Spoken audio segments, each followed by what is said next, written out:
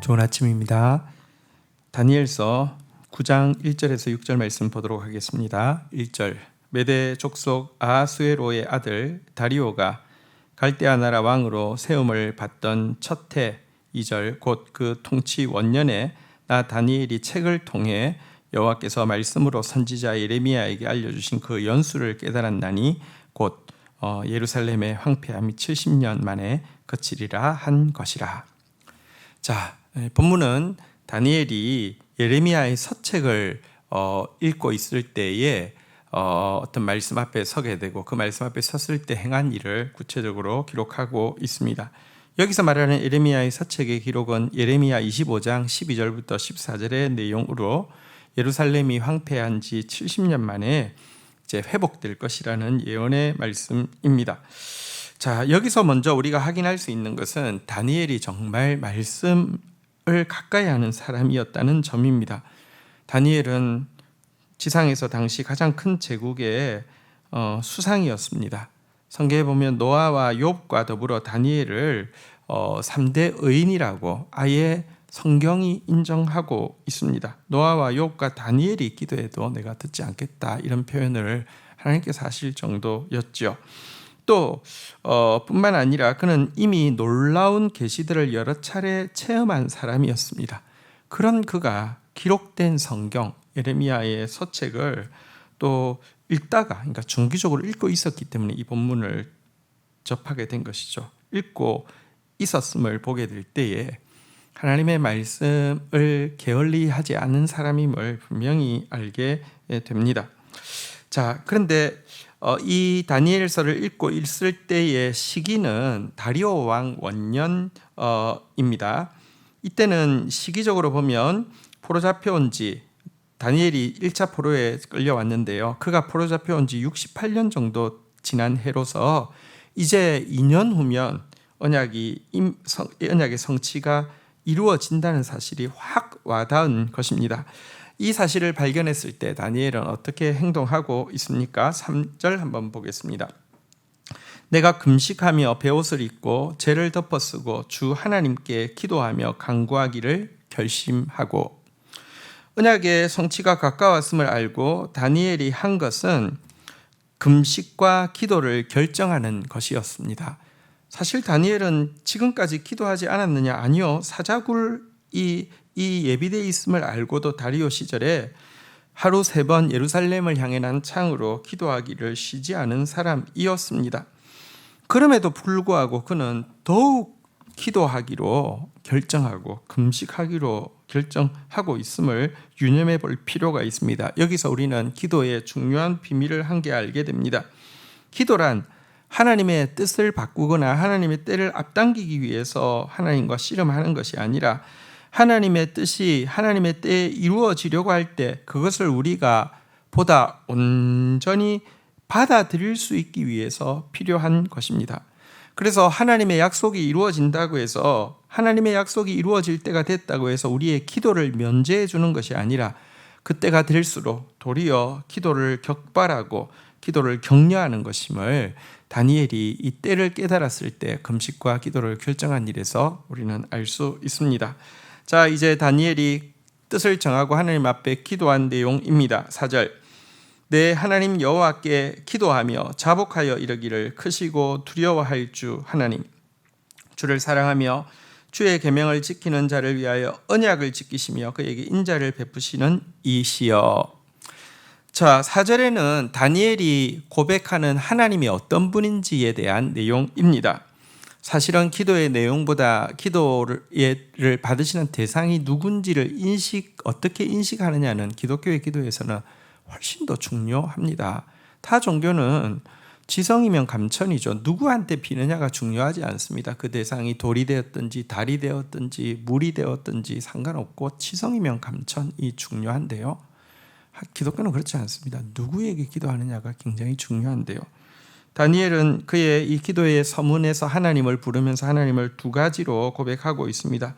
첫 번째는 위대하고 두려우신 하나님입니다. 두 번째는 언약을 지키고 인자를 베푸시는 하나님입니다. 이 두 가지를 동시에 고백하고 있습니다. 어떤 사람에게 하나님은 두려운 하나님, 하나님으로만 인식되어지고 어떤 사람은 하나님을 사랑의 하나님으로만 인식하지만 이 둘을 함께 인식하는 경우는 굉장히 드뭅니다. 여러분, 하나님의 사랑에 익숙해서 하나님을 두려워하지 않음으로 말미암아 경외감이 없거나 하나님의 두려움에만 익숙해서 하나님의 사랑을 느끼지 못하고 그분을 친밀하지 못하는 신자들이 되게 많지요. 그러나 온전한 신앙이란 하나님의 두려우심과 인자심을 동시에 인식하는 균형 감각을 가짐으로 말미암아 두려우면서도 친밀하게 느끼는 이것이 온전한 신앙이죠. 다니엘은 이와 같은 균형 감각을 가지고 있었습니다. 자, 그는 5절에서 이렇게 이제 기도의 구체적인 내용을 시작합니다. 우리는 이미 범죄하여 패역하며 행악하며 반역하여 주의 법도와 규례를 떠났사오니 6절 우리가 또 주의 종 선지자들이 주의 이름으로 우리의 왕들과 우리의 고관과 조상들과 온 국민에게 말씀하신 것을 듣지 아니하였나이다. 다니엘의 기도는 이제 기도의 내용은 회개로 시작되어지고 있는데요. 여기 보면 우리가 이미 범죄에서 패역하여 행악하며 반역을 행하였다라고 이야기하고 있습니다. 네 가지 다른 단어를 써서 그들의 죄를 고백을 하고 있습니다. 범죄란 하나님께서 정하신 길에서 빗나간 것을 이야기합니다. 패역이란 하나님을 거스르는 완악한 마음을 이야기합니다. 행악이란 하나님을 거스르는 실질적인 행동을 이야기하고요. 반역이란 하나님을 대적하고 배반하는 적극적인 범죄를 가르칩니다. 어쨌든 그는 언약 백성이 하나님의 법도와 규례, 이 말씀을 향해서 저지른 범죄에 대해서 자세하게 자기 죄처럼 하나님 앞에 먼저 고백을 하고 있습니다. 이어서 그가 또 고백하는 죄는 선지자들이 주의 이름으로 우리에게 고한 말씀을 듣지 않은 것에 대해서 또 자복하고 있습니다. 여러분, 사실 하나님은 말씀하시는 하나님이십니다. 계명을 주실 뿐 아니라 선지자를 보내서 그 말씀을 계속해서 이렇게 리마인드 시키시는데요. 이것을 배척하는 것은 이스라엘 백성들이 하나님 말씀을 몰라서 범죄한 것이 아니라 완악한 고집으로 말씀을 듣지 않고 말씀을 고의적으로 이렇게 범하였다는 것을 증언해 주는 것입니다.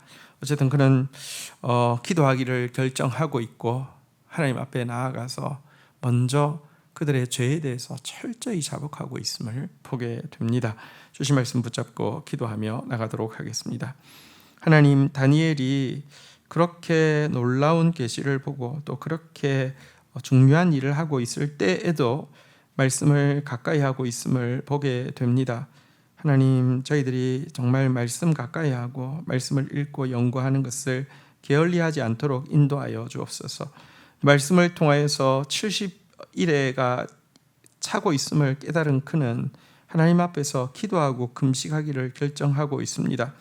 우리가 하나님의 때를 당기거나 하나님의 뜻을 바꾸기 위해서 하나님과 씨름하듯이 기도하는 데는 익숙하지만 하나님의 때가 되었을 때 하나님의 뜻이 이루어질 때 그것을 온전히 받아들이기 위해서 더 많은 기도가 필요하다는 사실을 망각하고 있는 우리를 불쌍히 여겨 주옵소서. 하나님의 때가 가까운 때에 하나님의 뜻이 이루어질 것이 확실할진데 하나님, 기도와 금식으로 그것을 받아 누릴 수 있는 사람으로 준비되어지게 하여 주시기를 간절히 간구하고 소원합니다. 하나님의 어미하심과 하나님의 인자하심을 동시에 깨달음으로 말미암아 참으로 친밀하면서도 두려움을 느끼는 건강한 신앙을 가지게 하여 주시고 그 하나님 앞에서 우리의 죄악들에 대해서 자세히 고백하며 하나님의 말씀을 고의적으로 거부한 우리의 악행에 대해서 철저하게 시인함으로 말미암아 하나님, 하늘의 문을 열고 하나님께서 우리를 용서하시고 하나님께서 우리에게 말씀하시기 시작하는 그런 기도 생활이 되도록 인도하여 주옵소서. 예수 그리스도의 이름으로 기도 올립니다. 아멘.